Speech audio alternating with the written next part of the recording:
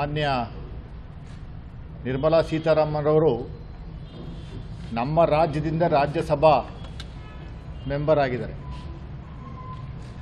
ನಮ್ಮ ರಾಜ್ಯದ ಜನತೆಯ ಭಿಕ್ಷೆಯಿಂದ ನಿರ್ಮಲಾ ಸೀತಾರಾಮನ್ ಅವರು ರಾಜ್ಯಸಭಾ ಮೆಂಬರ್ ಆಗಿ ಫೈನಾನ್ಸ್ ಮಿನಿಸ್ಟರ್ ಆಗಿ ಸೇವೆಯನ್ನು ದೇಶಕ್ಕೆ ಸಲ್ಲಿಸ್ತಾ ಇದ್ದಾರೆ. ದುರಂತ, ಈ ರಾಜ್ಯದ ಜನರ ಮೇಲೆ, ಈ ರಾಜ್ಯದ ಮೇಲೆ ಒಂದು ಕಿಂಚತ್ತೂ ಅವರ ಅಭಿಮಾನವನ್ನು ತೋರದೇ ಇರುವಂಥದ್ದು ನಮಗೆ ಬಹಳ ನೋವನ್ನು ತರಿಸ್ತಾ ಇದೆ. ಅದಕ್ಕೆ ಉದಾಹರಣೆ, ಸ್ಪಷ್ಟವಾದ ವರ್ಣ, ಮೂಲತಃ ಅವರು ತಮಿಳುನಾಡವರು. ಈ ಬಡ್ಜೆಟ್ಟಲ್ಲಿ ತಮಿಳುನಾಡಿಗೆ ಕೊಟ್ಟಿರುವಂಥ ಯೋಜನೆಗಳು 6.28 lakh crore, 6.2 ಲಕ್ಷ ಕೋಟಿ ತಮಿಳುನಾಡು ಕೊಟ್ಟಿದ್ದಾರೆ. ಯಾಕೆಂದ್ರೆ ತಮಿಳುನಾಡು ಚುನಾವಣೆ ಬರ್ತಾ ಇದೆ. ಅಲ್ಲಿ ನಮ್ಮ ರಾಜ್ಯಕ್ಕೆ ಕೊಟ್ಟಿರುವಂಥದ್ದು, ಅನೌನ್ಸ್ ಆಗಿರುವಂಥದ್ದು ಬರೀ 14,268 ಕೋಟಿ. ನಿರ್ಮಲಾ ಸೀತಾರಾಮನ್ ಅವರೇ, ಈ ರಾಜ್ಯದ ಬಿಜೆಪಿ ಮುಖಂಡರುಗಳೇ, ನಾನು ನಿಮಗೆ ನೇರವಾಗಿ ಒಂದು ಪ್ರಶ್ನೆ ಕೇಳ್ತೀನಿ. ನಿಮ್ಗೆ ಏನಾದರೂ ಮಾನ ಮರ್ಯಾದೆ ಇದ್ರೆ, 25 ಸಂಸದರನ್ನ ಗೆಲ್ಲಿಸಿ ಕಳಿಸಿದಂಥ ಒಂದು ರಾಜ್ಯ ಇದು. ತಮಿಳುನಾಡು ಒಬ್ಬ ಎಂಪಿನೂ ಗೆದ್ದಿಲ್ಲ ಬಿಜೆಪಿಯಿಂದ. ಎಲ್ಲ ಕಡೆನೂ ಡಿಪಾಸಿಟ್ ಕಳ್ಕೊಂಡಿದ್ದಾರೆ.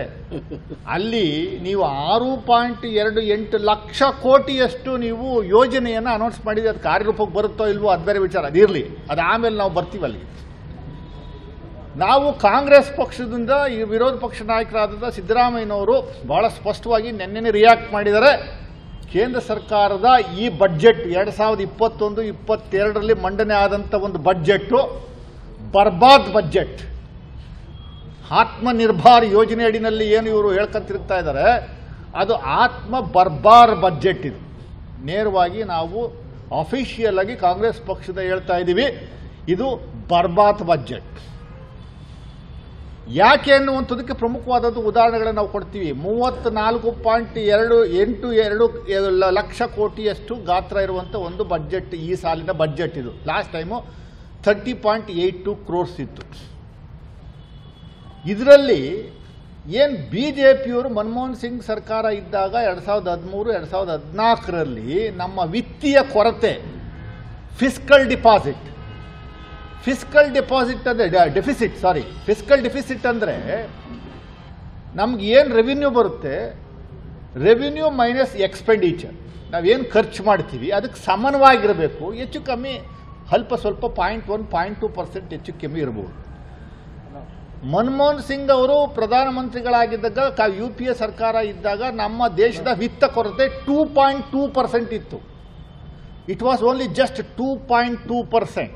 ಮತ್ತೆ ನಾನು ಹೇಳ್ತೀನಿ, ಇದು ವಿತ್ತೀಯ ಕೊರತೆ ಅಂದರೆ ಹೇಗೆ ಅಂದರೆ, ಫಿಸ್ಕಲ್ ಡೆಫಿಸಿಟ್ ಅಂದರೆ ಏನು ಅಂತಂದರೆ, ನನ್ನ ಆದಾಯ 10,000 ರೂಪಾಯಿ ಇದ್ದರೆ ನನ್ನ expenditure should be less than 10,000 rupees. But whereas here in this case, ಈಗಿನ ಪರಿಸ್ಥಿತಿ 12,000.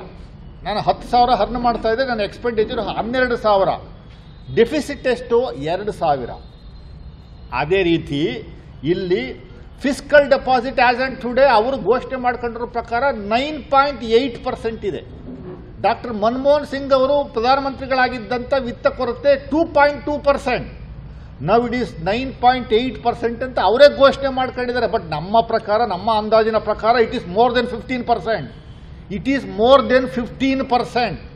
15% ವಿತ್ತ ಕೊರತೆ ಅಂದರೆ 34.82 ಕೋಟಿ, ಆಮೇಲೆ ಲಕ್ಷ ಕೋಟಿ ಏನು ಗಾತ್ರದ ಬಡ್ಜೆಟನ್ನು ಮಂಡನೆ ಮಾಡಿದ್ದಾರೆ. ಅದರಲ್ಲಿ 10%, 9.8 ಅಂದರೆ 10% ಅವರು ಹೇಳೋ ಪ್ರಕಾರ. ಅಂದರೆ 3.82 ಅಂದರೆ ಆಲ್ಮೋಸ್ಟ್ 4 ಲಕ್ಷ ಕೋಟಿಯಷ್ಟು ಕೊರತೆ ಇದೆ, ಡೆಫಿಸಿಟ್ ಇದೆ. ಇದು ನೀವು ಹೆಂಗೆ ಸರ್ಕಾರ ನಡೆಸ್ತೀರಿ? ಎಲ್ಲಿಂದ ತಗೊಂಬತ್ತೀರಿ ದುಡ್ಡನ್ನ?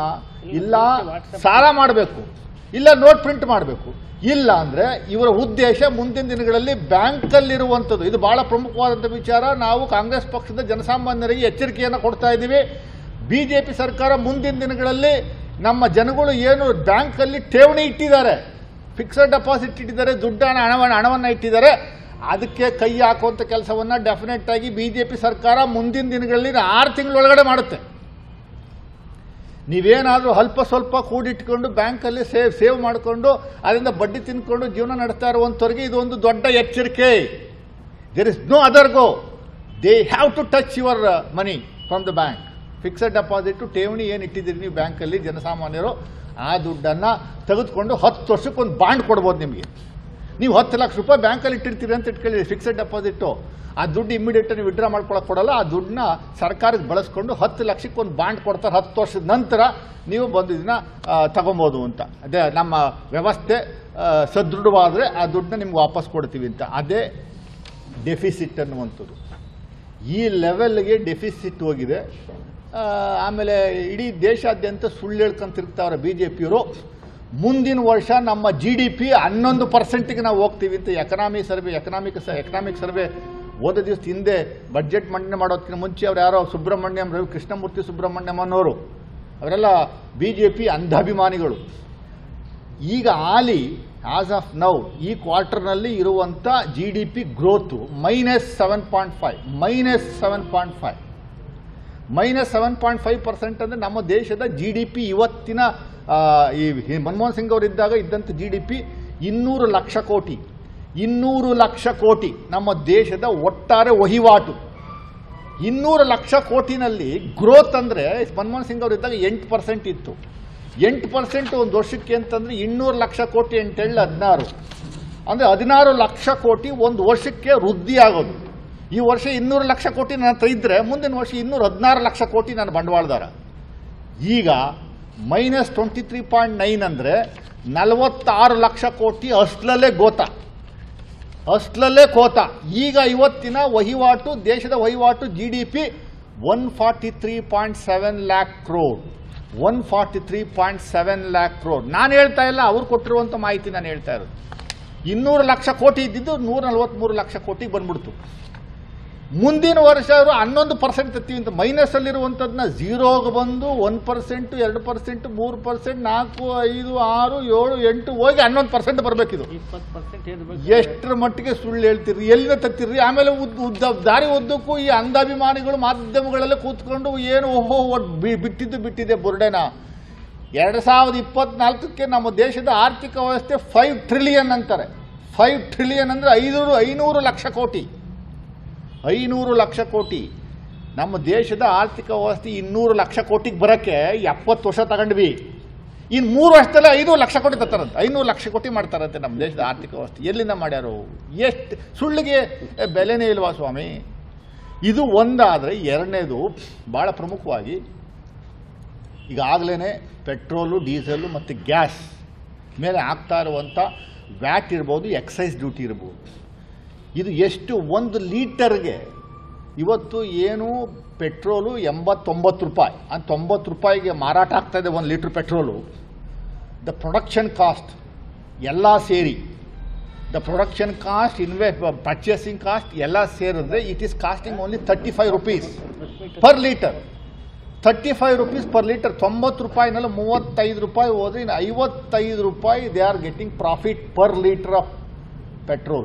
Similarly, per liter of diesel, they are getting almost 50 rupees per liter of diesel. Profit I am talking. ಒಂದು ದಿವಸಕ್ಕೆ ಪೆಟ್ರೋಲಿಯಂ ಪ್ರಾಡಕ್ಟ್ಸ್ ಇಂದ petrol, diesel, LPG, petrol, diesel, LPG ಇಂದ ಒಂದು ದಿವಸಕ್ಕೆ ಕೇಂದ್ರ ಸರ್ಕಾರ ನೆಟ್ ಪ್ರಾಫಿಟ್ ಸಂಪಾದನೆ ಮಾಡ್ತಾ ಇರುವಂಥದ್ದು 1,000 ಕೋಟಿ. They are earning 1,000 crore per day only from petrol, diesel and gas. ಇದರಿಂದ ಬರ್ತಾ ಇರುವಂಥ ಆದಾಯ ಕೇಂದ್ರ ಸರ್ಕಾರಕ್ಕೆ 1,000 ಕೋಟಿ. ಹಾಳಾಗೋಗಲಿ. 90 ರೂಪಾಯಿ ಆದರೂ ನಮ್ಮ ಜನರು, ದೇಶದ ಜನರು ಎಲ್ಲೂ ಉಸಿರು ಬಿಡ್ತಾ ಇಲ್ಲ. ಬಾಯ್ ವೆಲ್ಕಮ್ ಬಿಟ್ಟವ್ರೆ.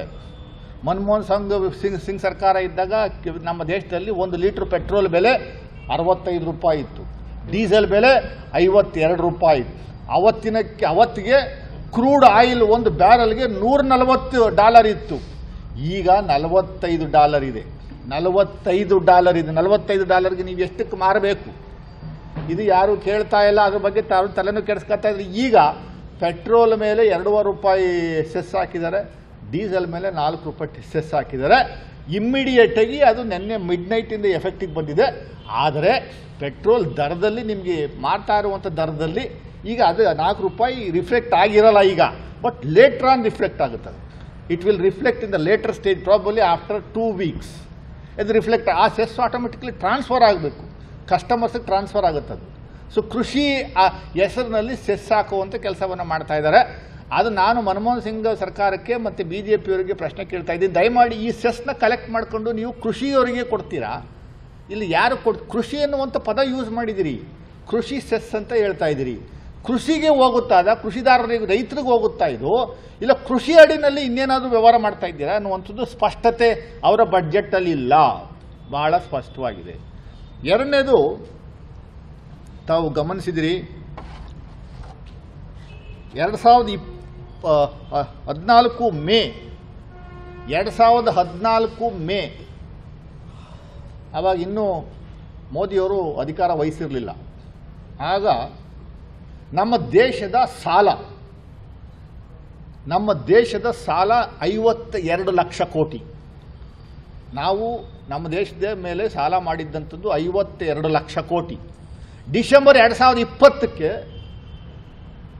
ನರೇಂದ್ರ ಮೋದಿಯವರು ನಿರಂತರವಾಗಿ 7 ವರ್ಷ ಅಧಿಕಾರ ಮಾಡಿ ಆದಮೇಲೆ ಡಿಸೆಂಬರ್ 2020ಕ್ಕೆ ಅವರು ಕೊಟ್ಟಂಥ ಮಾಹಿತಿ ನಾನು ಹೇಳ್ತಾ ಇರುವಂಥದ್ದಲ್ಲ, 107 ಲಕ್ಷ ಕೋಟಿ. 107 ಲಕ್ಷ ಕೋಟಿ ಅಂದರೆ 55 ಲಕ್ಷ ಕೋಟಿ 6 ವರ್ಷದಲ್ಲಿ ಸಾಲ ಮಾಡಿರುವಂಥದ್ದು.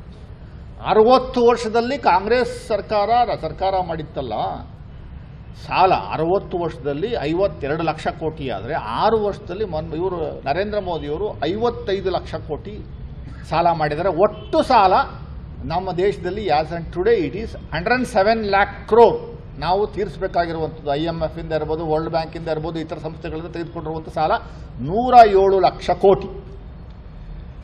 ಇವಾಗ ಈ ಬಡ್ಜೆಟಲ್ಲಿ 2021-22 ಸಾಲಿನ ಬಡ್ಜೆಟಲ್ಲಿ ಘೋಷಣೆ ಮಾಡಿದ್ದಾರೆ ಅವರು BJPಯವರು ಏನಂತ, ಮುಂದಿನ ವರ್ಷ 12 ಲಕ್ಷ ಕೋಟಿ ಸಾಲ ತಗೋತೀವಿ.